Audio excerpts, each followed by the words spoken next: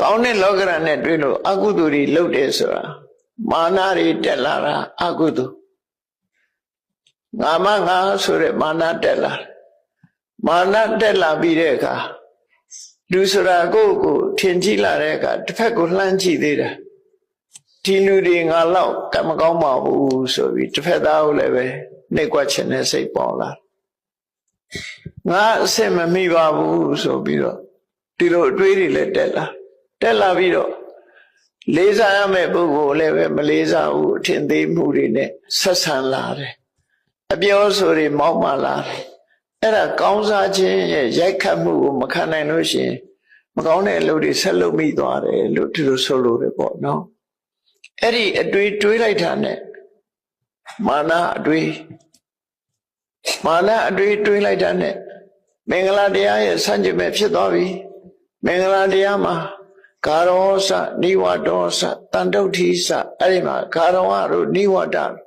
ဘယ်သူပေါ်မှာအထင်သေးခြင်းဆိုတာမလုပ်ရဘူးဆိုတာအဲ့ဒီမင်္ဂလာတရားလည်းကိုယ်မှပျက်စီးသွားတယ်ဒါကြောင့်မလို့ကောင်းတာနဲ့တွေ့ရင်လည်းဘဝင်မြင့်ပြီးတော့စိတ်အားတွေနှင်းကပ်တက်ကြောက်သွားတာမျိုးမဖြစ်စေအောင်မကောင်းတာနဲ့တွေ့တဲ့အခါကျတော့လည်းပဲလူတွေကစိတ်ဓာတ်တွေကြပြီးမလုပ်တယ်စိတ်ဓာတ်ကြတဲ့အခါမှာ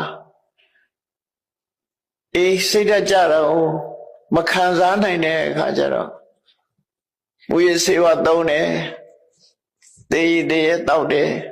ရှားနည်းတွေနဲ့ဖြည့်ရှင်းကြတယ်စိတ်ညစ်တာမခံစားနိုင်လို့ဖြည့်ရှင်းလိုက်ပြီဆိုရင်နောက်ဆက်တွဲအကျိုးဆက်တွေကအကောင်းမလာတော့အဆိုးတွေကြီးပဲလားတခါနောက်ဆုံးမှာအောက်တန်းနောက်တန်းကြတဲ့အနေအထားမျိုးကိုကြာရှည်မခံစားနိုင်ဘူးသေတော်မ၏ဩကောင်းဤဆိုကိုယ့်ဘာကိုတရားပေါ်ခုံချတာတို့တိုက်မြင့်ကြီးတွေပေါ်ခုံချတာတို့စူးစိုက်လုပ်တဲ့အလုပ်တွေလည်းလုပ်ကြပြန်